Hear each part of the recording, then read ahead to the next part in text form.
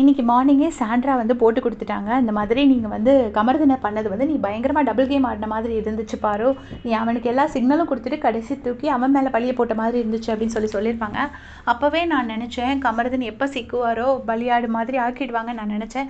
அதே மாதிரி கரெக்டா வந்து ஆடி சிக்கிச்சு எக்ஸர்சைஸ் பண்ணிட்டு இருந்தாரு. அப்ப கமர்தின் கிட்ட போயிட்டு பாரு சொன்னாங்க இந்த மாதிரி, ஹே நீ ஆனாலும் அந்த கேப்டன்சி டாஸ்க்ல நீ வினோத் கூட தானே நின்ன, பாருக்காக நீ நிக்கலைல.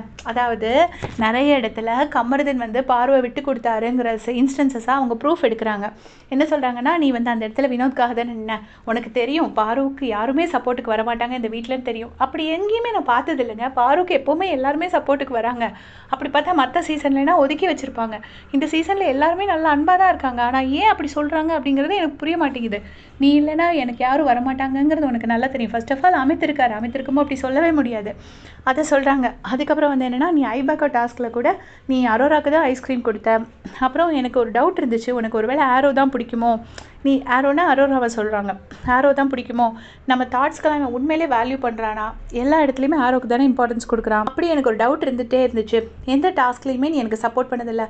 கோர் டாஸ்கில் கூட நீ அவளை கொஸ்டின் பண்ணாமல் நீ உன்னை தான் கெட்டவன் ஆக்கிக்கிட்ட, ஏன்னா அவள் அஃபெண்ட் ஆகிடக்கூடாதுன்னு தான் நீ நின்ன அப்படின்னு சொல்லிட்டு சொல்கிறாங்க. அப்புறம் வந்து என்னோடய ஆக்ஷன்ஸ்லாம் உண்மையிலே இவனுக்கு செட் ஆகுதா, இவன் சும்மா தான் நம்மக்கிட்ட பேசுகிறானா, அப்படிலாம் எனக்கு உன் மேலே டவுட் இருந்துகிட்டே இருந்துச்சு அப்படின்னு சொல்கிறாங்க.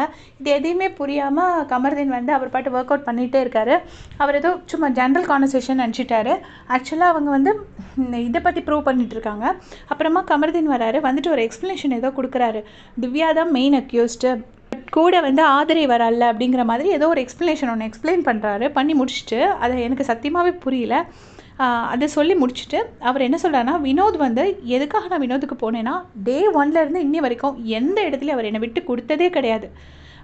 எல்லா இடத்துலையும் எனக்காக நின்னது வினோத் மட்டும்தான். அப்போ அவனுக்காக நான் நிற்கணும் அப்படின்னு நான் முடிவு பண்ணேன்.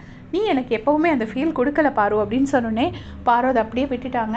ஸோ இனி வந்து நம்ம கண்டிப்பாக என்ன சொல்லிட்டாங்க, இப்போ இவங்க கிளியராக போட்டு உடைச்சிட்டாங்க. நீ சொன்னது வந்து வெளியில் ரொம்ப தப்பாக போச்சு, நீ கமர்தினை பற்றி பேட் டச்சுன்னு சொல்லிட்டேன்னு சொல்லி சாண்ட்ரா சொல்லியிருப்பாங்க. அதுலேருந்து நீ ஒன்றுனா ட்ரை பண்ணுவாங்கன்னு நான் நினைக்கிறேன். உங்களுடைய கமெண்ட் சொல்லுங்கள். தேங்க்ஸ் ஃபார் வாட்சிங்.